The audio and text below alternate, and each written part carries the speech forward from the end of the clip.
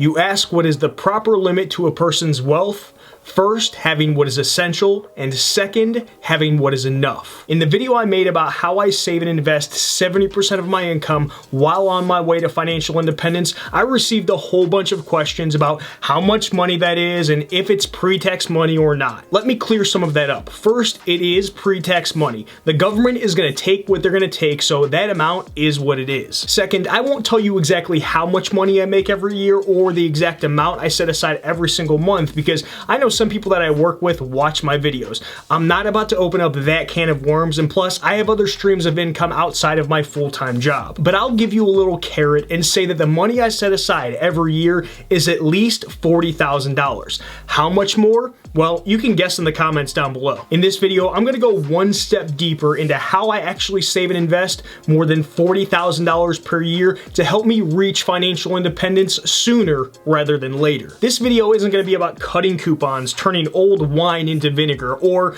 dumpster diving to save money. These are things that I do every single day and are able to be replicated by 100% of you watching this. Hey, I'm Jarrad with an A, and on this channel, we like to talk about all things personal finance and investing, and we try to have some fun in the process. The first thing I do is take into account the Diderot Effect before buying anything new. It's based off something that happened to a French writer and philosopher named Denis Diderot when he bought a brand new robe. He later said about this robe purchase, "I was the absolute master of my old robe. I have become the slave of the new one." The issue wasn't with the robe itself, but what having the new robe ended up making him do. This new robe eventually became a curse and cost him more money than he originally spent on it. It sounds insane, right? I mean, how can buying something brand new cost more than the initial purchase, especially something small like a stupid robe? When he hung that robe up in the closet, it made the rest of his clothes look old and raggedy, so he needed to buy new clothes.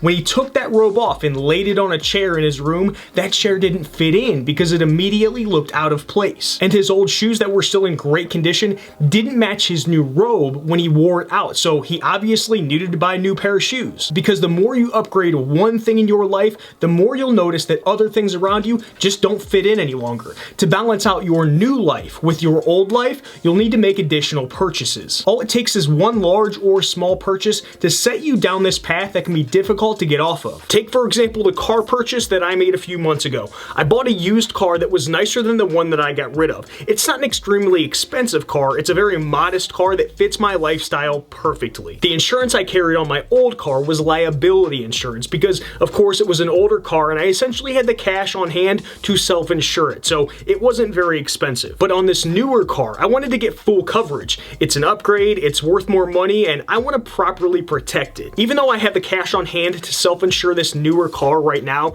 I still feel compelled to pay the extra money for that full coverage just to be safe. Now, I accounted for this additional cost when I made the purchase, but most people who aren't super personal finance nerds like me might not think of this. On top of that, I also needed to buy a seat cover for my back seat. I am a very active person who takes his dog with him on hikes and multiple trail runs every single week. Once we get done playing in the woods, she'll sometimes have dirty paws, even if I wipe her off before she gets back into the car. I can never seem to get her clean enough to prevent her from tracking dirt all over the place. Now, I've tried putting old bed sheets in the back of the seat for her to sit on, but it always seems to fall off and just doesn't work. Because my car is newer, I don't want her tracking mud all over the back seat once we get done playing outside. The upgrade I made to my vehicle caused these additional purchases. This isn't to say that you should never purchase nice new things. The point is to think the purchase all the way through, from beginning to end and beyond, to realize what it's actually going to cost you. If you haven't done it already, please Hulk smash that thumbs up button. Weak-minded people are easily influenced when pressured into something. Because of that, I do my best not to let outside influences influence the money that I spend. We're all people pleasers because we just want everyone to like us and think that we are the coolest people ever, even if it's to the detriment of our own financial situation. Over the years, I've employed this don't give a crap what people think attitude. Not in a reckless way, but in a way that gives me confidence in what I'm doing right now. Have I made friends mad by not spending money on things? I sure have. Do they still dislike me? Well, some do and some don't, but the ones who still dislike me for it were never my friends to begin with. They wanted me to stroke their poor little ego to make them feel special. I ain't stroking anything of yours, so put that sucker back in the bag and zip it right up. If you don't stand up for yourself in these kinds of situations, then who's gonna do it for you? You are the last line of defense for the money in your bank account. Quick personal story on this topic. My little brother, who passed away a few years ago at the age of 19, had inherited hundreds of thousands of dollars from his grandpa when he turned 18. My mom got remarried and my stepdad's dad left a bunch of money to his blood grandchildren. Don't go getting any ideas like I inherited a bunch of money, because I didn't get anything and I'm okay with that. Everything that I have has been earned by me and me alone. I don't want anybody's handouts. But back to the story. Within a year and a half, my little brother only had a couple $1,000s left. Now you might wonder how that happened. Well, once the people around him found out that he had all of this money, they started to influence his spending. All of the degenerates came out of the woodwork. Everyone, I mean everyone, became his friend and wanted him to spend money in a way that would benefit them. He was young, dumb, and honestly a really nice kid that just wanted to please everybody and wanted everyone to be his friend. It was an absolute disaster that quickly cleaned out his bank account and ultimately played a part in ending his life. We all need to act more like adults and not let people push us around with how we spend our money. It might not even come across in a straightforward and obvious way. It can happen in a way that we don't even realize. Know what you are and know what you're not. I think it's important to know who you are and the kind of life that you want to lead. For example, I'm not someone who values physical objects very highly. I could care less how nice my car is, I could care less what you think about the home that I live in, and I could care less what you think about the clothes that I wear on a daily basis. Appearing wealthy is less important to me than actually being wealthy. I've had this dream since I was a young lad, probably about this high, yay high. Now, it's not as good as Martin Luther King Jr.'s dream, but it's still a dream that motivates me. But I have this dream to be one of those people with a ton of money who, if you looked at them, then you'd have no clue, to the point where it would make you question your own personal decisions. To achieve this lifestyle, I don't buy really dumb shit, because I know what I am and I know what I am not. If you know what you are and you were very clear on that, then that can help stop yourself before you hit that point of no return. The goal is to be careful of lifestyle creep, because once you increase your lifestyle and the level of spending, it is more difficult to bring yourself down if you have to. I grew up around a couple that were some of the nicest people that I've ever met. We'll call them Jack and Jill. I cannot say a bad thing about their personalities and how they treated other people. They were extremely kind and giving. Jack and Jill appeared to have a ton of money. Now, at one point, I think that they did because they have pretty legit high-paying jobs. It's the same story that we always hear though. Income increases, lifestyle increases at the same rate, if not faster. Income decreases, lifestyle does not until it's forced to because you lose your house and everything in it. I've learned to accept what I am and know what I don't want to be. I'm someone who just wants to live a simple life that isn't dictated by the things that I buy. I'm not someone who needs to wear fancy schmancy clothes. I like wearing my jeans, steel-toe boots, and a cheap American Apparel shirt. I don't want to become a slave to the things that I own, because the things that you own will eventually start owning you if you're not careful. The things you own end up owning you.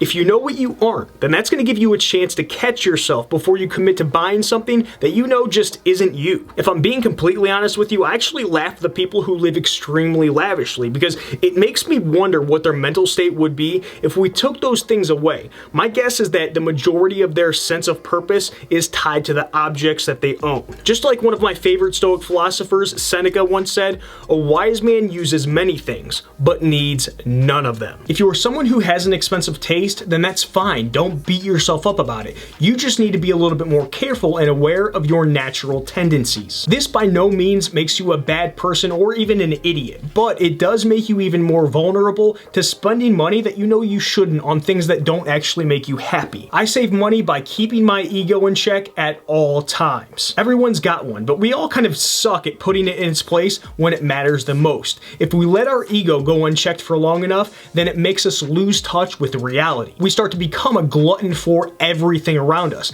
The thought of how important you are and why you need to buy this or that starts to consume your actions. But it doesn't stop there though. This spending spree eventually starts to go down the path of buying things to impress people or make them look at you in a certain positive light. You start to think that you deserve things because of who you are, what you've done, the hard work you've put in, or for the sheer fact that you're breathing. Could you imagine how big of a mess our lives would be if when we were younger we got everything we wanted? I mean, holy smokes, I'd probably have some of the actually I know that I would have some of the ugliest tattoos on my body right now, and I probably would have accumulated piles and piles of pricey clothes that are most likely somewhere in a landfill by now. I mean, thank goodness that I either didn't have the money, wasn't old enough, or just wasn't allowed to buy those things. As children, we don't understand how powerful our egos really are. I mean, hell, even as an adult, it's easy to forget. I'd love to tell you that I've mastered this, but I personally haven't. It's something that has to be at the top of my mind on a regular basis. At least a handful of times this year, I personally caught myself wanting to buy something, not because I actually wanted it, but because I thought that it would impress people if they knew that I had it. Luckily, I've spent years and years working on checking my ego at the door, so I was able to stop myself before any money left my pocket. Social media makes it so much easier to share what's going on in our lives that we start to spend money and do things that are more shareable. Our actions become less genuine and more ego-filled. Once again, I am not saying that you shouldn't spend money on nice things, but ultimately, you need to take a step back before making that purchase and ask yourself, if no one ever knew that I had this, then would I still buy it? If I could, we'll say, never show this to anyone, then would I still buy it? I pay very, very close attention to people I come in contact with.